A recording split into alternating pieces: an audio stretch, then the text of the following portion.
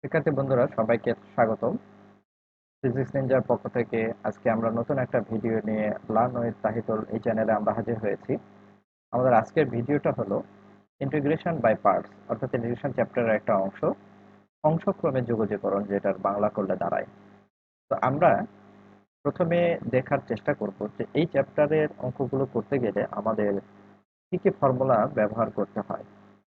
তো দেখো, ফর্মুলাটা হচ্ছে integration over u v d x equal to u into integration over v dx minus integration over g dx of u into integration over v dx dx, যেখানে u এটা f of x এর একটা function এবং v এটাও হচ্ছে f of x এর একটা function.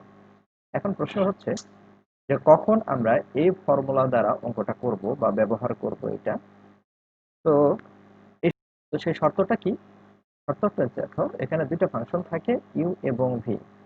এই দুইটা ফাংশন যদি প্রতিস্থাপনযোগ্য না হয়, প্রতিস্থাপনযোগ্য এই কথাটার অর্থ হচ্ছে যদি ইউ কে ডিফারেন্সিয়েশন করি ভি অথবা ভি কে ডিফারেন্সিয়েশন করি ইউ না পাওয়া যায়, অর্থাৎ এই যে ইউভি দুইটা ফাংশন, একটাকে ডিফারেন্সিয়েশন করে অপরটি যদি না পাওয়া যায়, তবেই আমরা ইন্টিগ্রেশন বাই পার্টস বা এই ফর্মুলা ইউজ করে প্রবলেম সলিউশন করার চেষ্টা করব।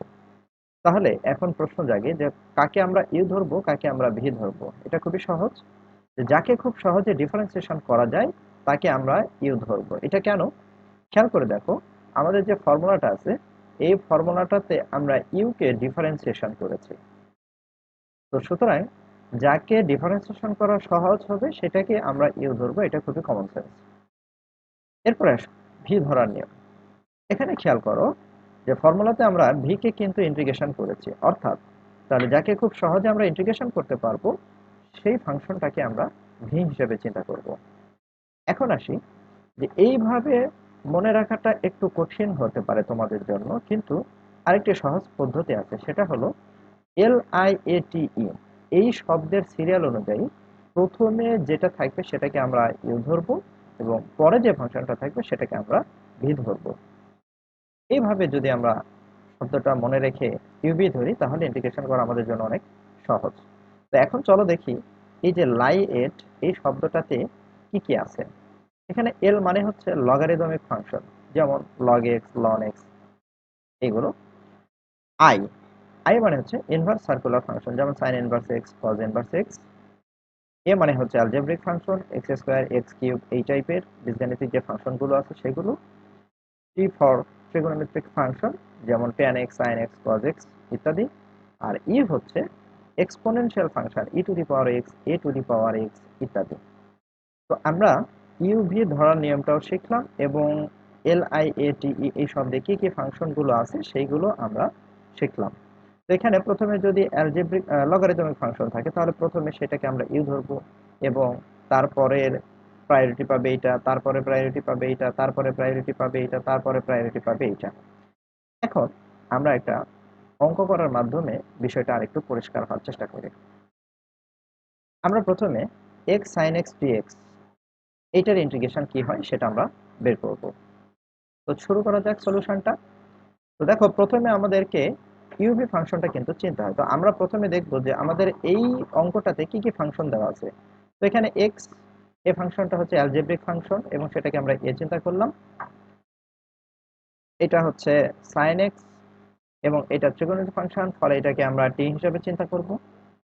এখন দেখো, আমরা যদি লাইট এই শব্দটার দিকে একটু লক্ষ্য করি তাহলে প্রথমে আমাদের আছে কি?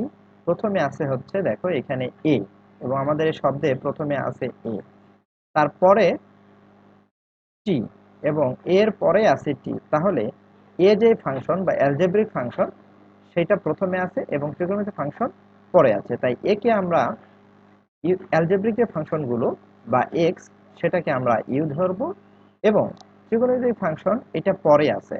সুতরাং sin x যেটা সেটাকে আমরা ভি হিসেবে চিন্তা করব।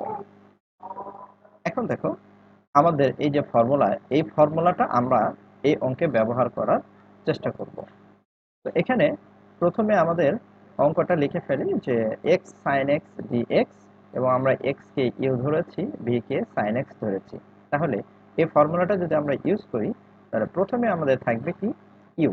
তো ইউ মানে আমাদের হচ্ছে এক্স, তারপরে এখানে খেয়াল করে ইন্টিগ্রেশন ভি ডিএক্স, এবং ভি মানে আমরা ধরেছি সাইন এক্স, তাহলে sine x d x minus integration over d d x of u. এই ইউ মানে হচ্ছে আবার এক্স, সেমানটা আমরা বসালাম, এবং আবার integration over v x d x. তো ভি মানে হচ্ছে আমাদের সাইন এক্স ডিএক্স। তাহলে আমরা ফর্মুলা ব্যবহার করতে পারলাম। এখন আমরা এটাকে ইন্টিগ্রেশন করে ফেলি।